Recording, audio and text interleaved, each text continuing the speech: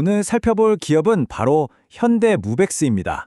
이 회사가 지금 엄청난 도약, 그러니까 퀀텀 점프를 바로 코앞에 두고 있다고 하는데요.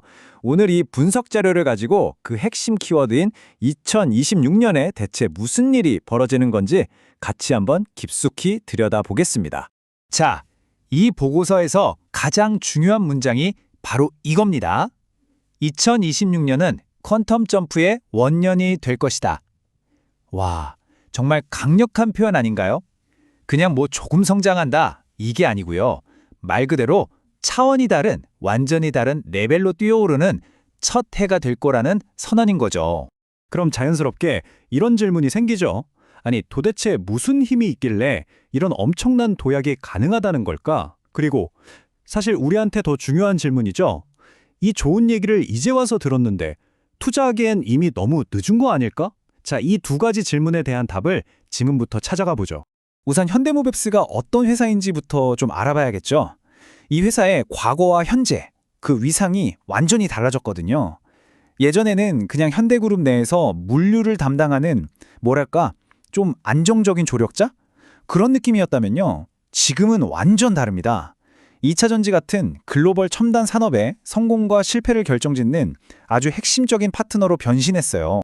사실 시작은 현대 엘리베이터의 물류 사업부였어요. 거기서부터 출발한 회사인데 지금은 스마트 물류 분야의 완전한 선두주자가 됐습니다. 특히 지금 전 세계에서 가장 핫한 성장 산업들 있잖아요. 바로 그 산업들의 심장부에다가 솔루션을 공급하고 있는 거죠. 자, 그럼 이 회사가 구체적으로 뭘 해서 돈을 버는지 그 핵심 사업 세 가지를 한번 제대로 뜯어보겠습니다.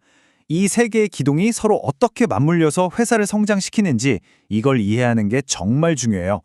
현대모백스의 사업 구조는요. 진짜 잘 짜인 세 개의 톱니바퀴 같아요. 첫째, 미래 성장을 이끄는 강력한 엔진, 물류 자동화가 있고요.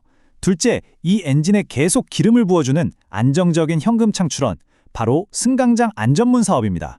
그리고 마지막으로 이 모든 걸 컨트롤하는 똑똑한 두뇌, IT 서비스가 있는 거죠. 자, 이 그림을 보시면 딱 이해가 되실 거예요. 왼쪽에 스크린도어 사업, 그러니까 우리 지하철 타면 보는 그 문 있죠? 이걸로 국내 시장을 거의 장악했어요. 그래서 설치뿐만 아니라 유지보수만으로도 돈이 계속 꾸준히 들어오는 캐시카우인 셈입니다. 그리고 바로 여기서 번 안정적인 돈으로 오른쪽에 있는 성장 엔진, 물류 자동화 사업에 아낌없이 투자하는 아주 이상적인 구조를 가지고 있는 거죠.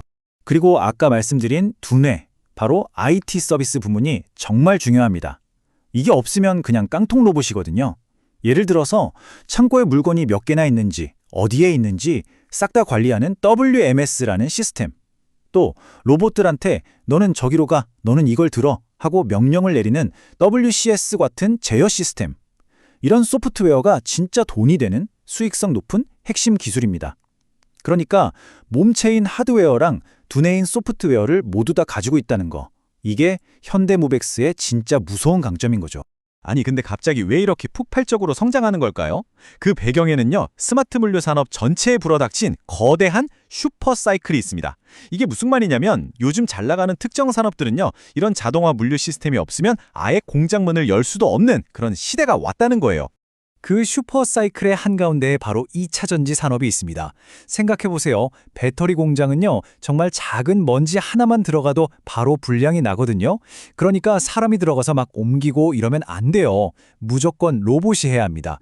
게다가 화재 위험도 엄청나게 신경 써야 하고요. 여기에 결정적으로 미국의 IRA 법안 때문에 다들 북미에 공장을 지어야 하잖아요. 이게 현대무백스에게는 정말 엄청난 기회의 문을 열어준 셈이죠. 자, 이 숫자 한번 보세요. 1,000억 원. 이게 뭐냐면요, 단 하나의 프로젝트, 한국 타이어, 미국 테네시 공장, 스마트 팩토리 수주액입니다. 어마어마하죠? 이 정도 규모면 그냥 로봇 몇 대 갖다 놓고 끝나는 게 아니에요. 공장 전체의 물류 시스템을 A부터 Z까지 처음부터 끝까지 설계하고 만들어주는 그야말로 거대한 사업이라는 뜻입니다. 근데 성장이 여기서 끝이 아니에요. 최근에는 무려 559억 원짜리 계약을 한국콜마랑 맺으면서 제약, 바이오 시장까지 뚫어버렸습니다. 와, 이쪽은요, 온도랑 습도를 진짜 칼같이 맞춰야 하는 콜드체인 기술이 없으면 아예 명함도 못 내미는 곳이거든요. 그만큼 진입장벽이 높은 시장인데 이걸 해낸 겁니다. 자, 지금까지 사업 얘기는 잘 들었어요. 그럼 이게 진짜 돈으로 연결이 되느냐, 숫자로 증명이 되느냐가 중요하겠죠? 이제부터가 하이라이트입니다. 2026년 예상 실적을 보면 정말 입이 떡 벌어지는 수준의 변화가 기다리고 있습니다. 이 표를 한번 보시죠. 2026년에 매출은 27% 정도 늘어날 걸로 예상되는데 와, 영업이익은요. 무려 62%가 뜁니다. 매출이 느는 속도보다 이익이 느는 속도가 2배 이상 빠른 거예요. 이게 바로 지난 몇 년간 열심히 수주해 놓은 것들이 드디어 폭발적인 이익으로 터져나오는 순간 바로 퀀텀 점프의 명백한 증거입니다. 이 차트를 보시면 그 이유가 명확해지죠. 이게 바로 영업 레버리지 효과라는 건데요. 왼쪽 막대기 매출 성장률보다 오른쪽 막대기 이익 성장률이 훨씬 더 가파르잖아요. 쉽게 설명하면 이겁니다. 공장을 짓거나 사람을 뽑는 데 들어가는 큰 돈은 이미 다 썼어요. 그러니까 이제부터 물건을 하나 더 팔 때마다 그게 거의 다 이익으로 남는다는 거죠. 버는 족족 돈이 쌓이는 구조가 된 겁니다. 게다가 예전에 투자자들을 좀 불안하게 했던 재무적인 리스크도 이제 완전히 사라졌어요. 그동안 주가가 좀 오를만 하면 주식으로 바뀔 수 있는 전환사채라는 물량이 계속 부담이었거든요. 근데 이게 이제 하나도 안 남았습니다. 그러니까 이제는 뭐 다른 거 신경 쓸 필요 없이 오로지 이 회사의 실력만 보고 평가할 수 있는 아주 깔끔한 환경이 만들어진 거죠. 자, 여기까지 들으면 어떠세요? 펀더멘털, 즉 회사의 체력은 진짜 완벽해 보이죠? 그런데 말입니다. 바로 여기서부터 이 분석의 진짜 핵심, 어떤 갈등 구조가 등장합니다. 그게 뭐냐면 시장이, 그러니까 주가가 이 좋은 스토리를 이미 어쩌면 너무 많이 앞서서 반영해버렸을 수도 있다는 거예요. 바로 이 숫자 82.66 때문입니다. 이게 뭐냐면 주가의 과열 상태를 보여주는 기술적 지표, 바로 RSI, 상대 강도 지수인데요. 기술적 분석을 하는 사람들한테는 지금 위험 하고 아주 시끄러운 경고등이 켜졌다는 신호입니다. RSI가 뭐냐면요. 아주 간단하게 말해서 주식시장의 온도계 같은 거예요. 보통 이 온도가 70도만 넘어도 과열이다, 좀 식혀야 한다고 보거든요. 그런데 80을 훌쩍 넘었다? 이건 거의 단기적으로는 매수세가 광기에 가까울 정도로 뜨겁게 달아올랐다는 신호로 볼 수 있는 거죠. 그래서 이 분석 자료는 아주 단호하고 냉정하게 경고를 합니다. 지금 진입하는 건 위험하다. 인내심을 갖고 최소 20% 이상 가격이 떨어질 때까지 기다려라. 이 말은즉슨 회사가 앞으로 잘 될 거라는 장기적인 스토리는 분명히 맞는데 지금 당장 사는 그 타이밍은 최악일 수 있다는 아주 중요한 지적입니다.